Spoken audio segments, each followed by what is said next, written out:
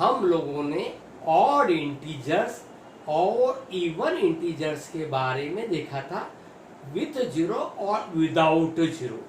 आज हम आपको इंटीजर्स में ही पढ़ाना चाहते प्राइम नंबर। प्राइम नंबर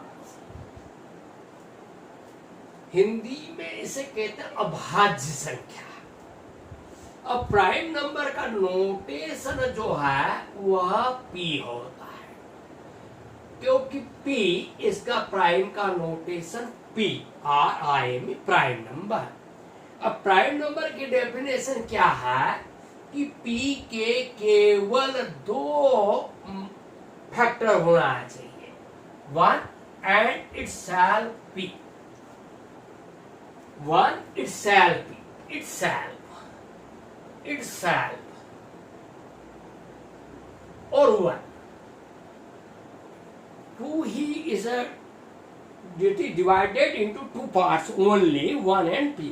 जैसे 5, तो बताओ बच्चों 5 के क्या अपन डिवाइडेशन कर सकते हैं, दो भाग, क्या दो फैक्टर कर सकते हैं, दो गुणनखंड? आप कहोगे नहीं सर 1 गुणित 5, तो डेट इज प्राइम नंबर। ये प्राइम नंबर है। क्या 2 आपका प्राइम नंबर है? क्या 2 प्राइम नंबर है? Yes, 2 is also prime number 1 गुणित 2। देखिए वो ये तो 1 हुआ और ये itself, इसे ही हम लोग P कहते हैं, इसे ही हम लोग P कहते हैं। क्या 3 प्राइम नंबर है?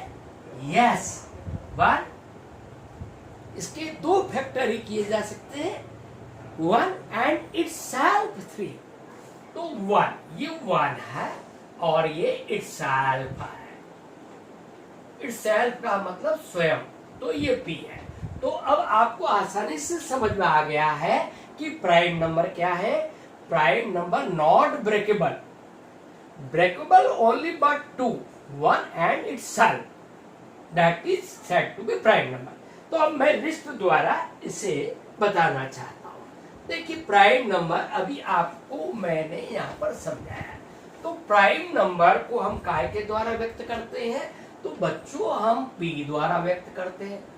तो अगर पॉजिटिव हम कहें कि छोटा से छोटा प्राइम नंबर क्या होगा, तो आप कहेंगे सर जी 2, यह स्मॉलेस्ट पॉजिटिव प्राइम नंबर है।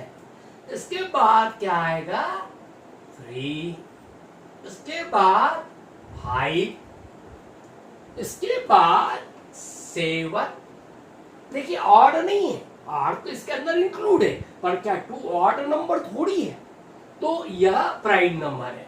इसके बाद 9 को हम देखिए कैसा लिख सकते हैं, 3 गुणित 3। तो ये itself नहीं है, 1 नहीं है, और ये itself नहीं है, इसके दो ब्रेक हो गए, तो that is not prime, not prime, ये प्राइम नहीं है। फिर क्या आएगा? इसके बाद 10 भी प्राइम नहीं है। 10 क्यों? 2 into 5 लिख सकते हैं, that is 2, that is not 1, that is not itself, तो 10 भी नहीं है। 11, यस 11 इज प्राइम नंबर। 11 को हम कैसे लिख सकते हैं? 1 into 11। देखिए ये 1 है और यही नंबर आपका P कहलाता प्राइम नंबर।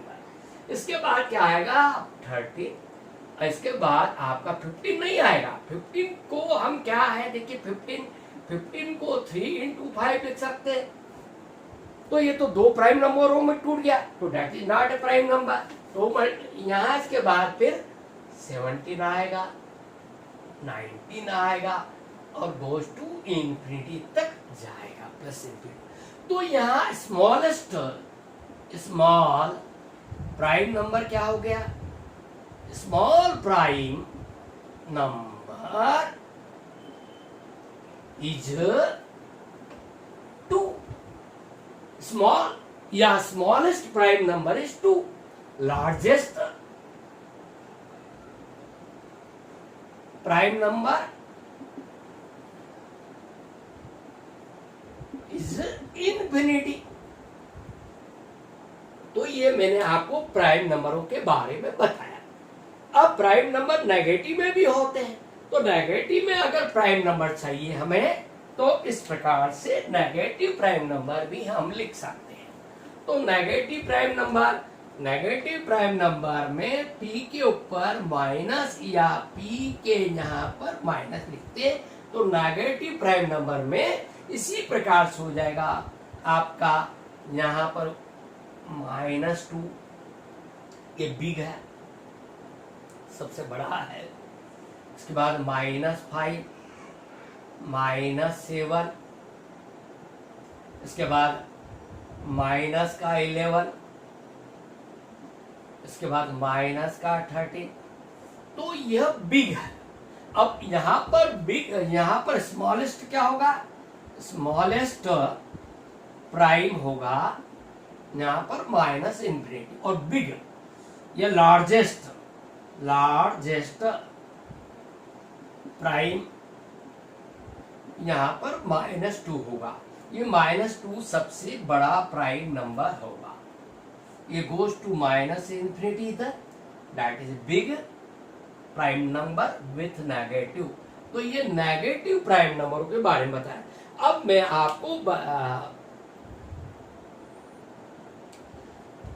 मैं आपको बताने जा रहा हूं आपका rational number.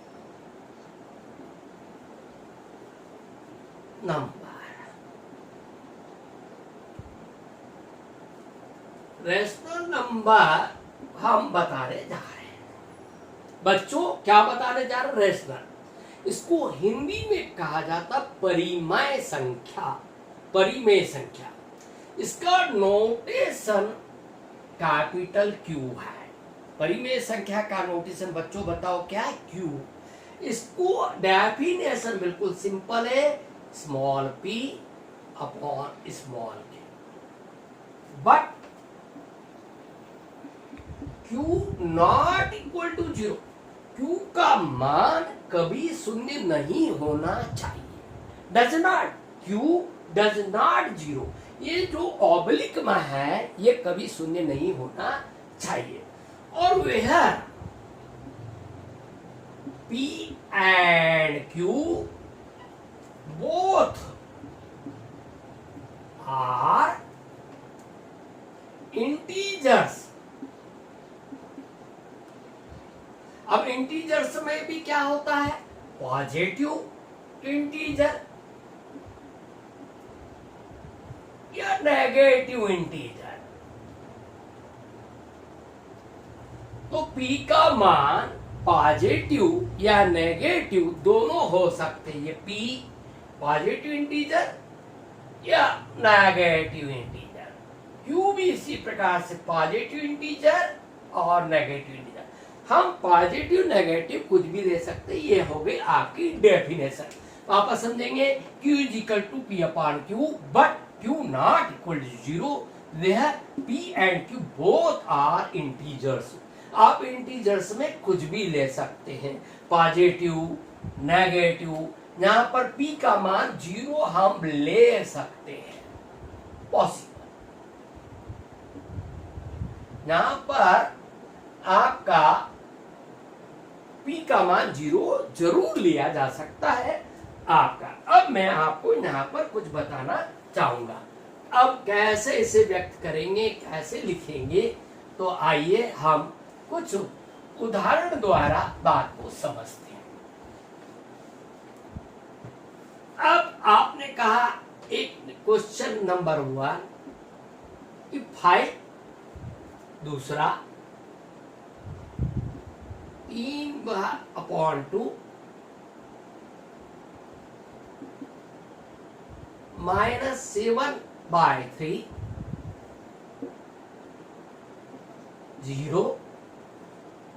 Question number 5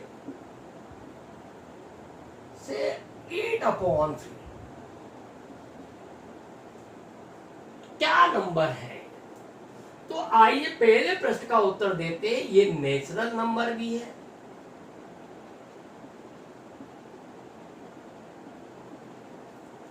whole number भी है,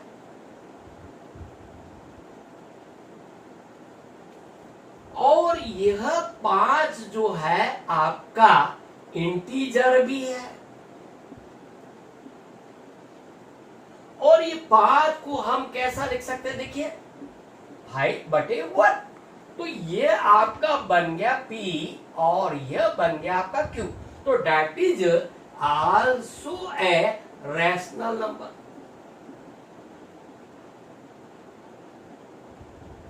तो ये 5 जो है कौन कौन से नंबर हुए, natural number, whole number, integer और रैशनल नंबर। अब हम सेकंड प्रश्न के बारे में चर्चा कर रहे हैं। देखिए क्वेश्चन नंबर 2 हमने कहा है कि ये क्या है, आई। तो 3/2 लिखा, ध्यान दीजिएगा 3/2।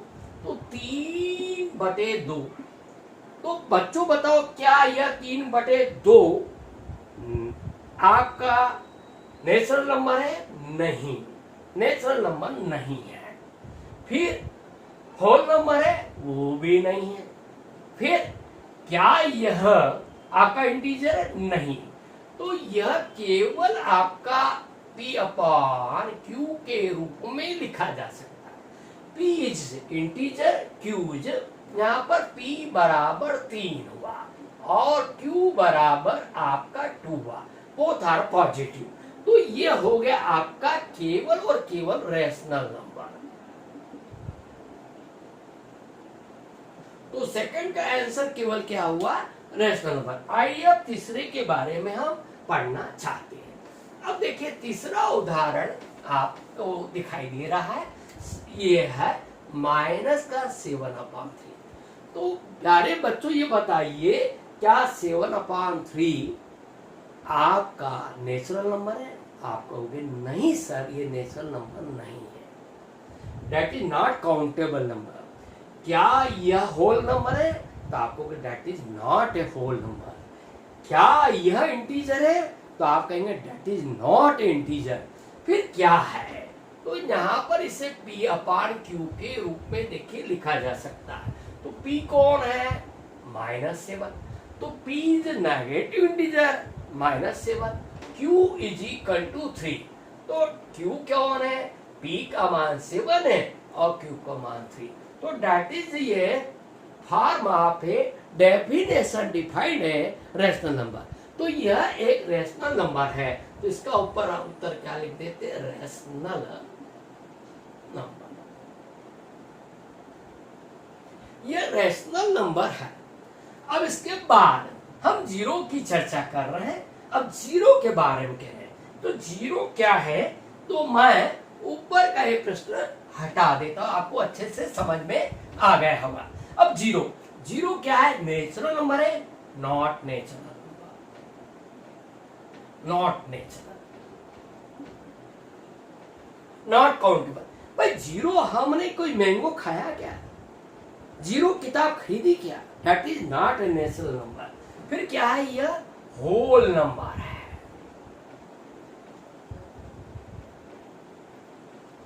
फिर और क्या हो सकता है? जीरो को हम लिख सकते हैं 0/1।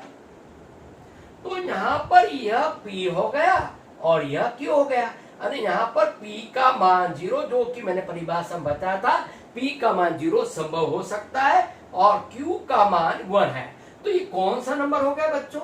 Rational number.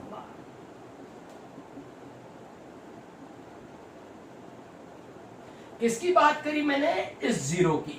जीरो क्या है? Not natural number, but it is whole number and it is a rational number. अब लास्ट की बात हम ऊपर लिख लेते हैं। हमने 8/3, पांचवा प्रश्न का उत्तर हम यहाँ पर आपको दिखाई नहीं देगा। तो ये क्वेश्चन नंबर 5 का आंसर आपका 8/3 लिखा है। तो 8 क्या? यह 8/3 नेचुरल नंबर है?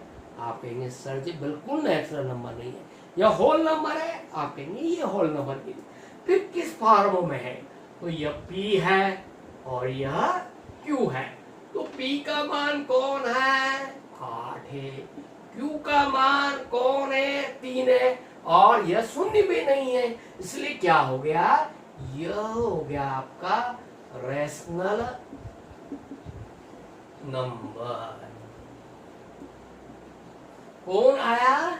Rational number. तो रेशनल नंबर में हम कुछ क्वांटिटी इसको लिखाना मतलब लिस्ट बनाना बड़ा मुश्किल है, पर हम लिख सकते हैं। जैसे अपन 0 लिख दिया, 1 लिख दिया, 1/3 लिख दिया, 1/5 लिख दिया, और इधर आपका -1 लिख दिया, -1/3, but does not a list. यहाँ पर क्योंकि बहुत मैनी काइंड्स ऑफ जो है रेशनल नंबर होते हैं, तो ये रेशनल नंबर आपके हुए हैं। अगले टाइम ये आपको मैंने चौथा लेक्चर दिया है, इससे पहले आपको लेक्चर नंबर 1, 2, 3 का अध्ययन करना चाहिए। इसके बाद ही आप लेक्चर नंबर 4 का अध्ययन करेंगे। इसके बाद में आपको लेक्चर नंबर 5 में आपको इसको लाइन पर डिक्टेशन करके बताऊंगा, तथा डेसिमल के रूप में भी हम लोग इसे व्यक्त करेंगे। तब तक के लिए धन्यवाद, पुनः मिलेंगे।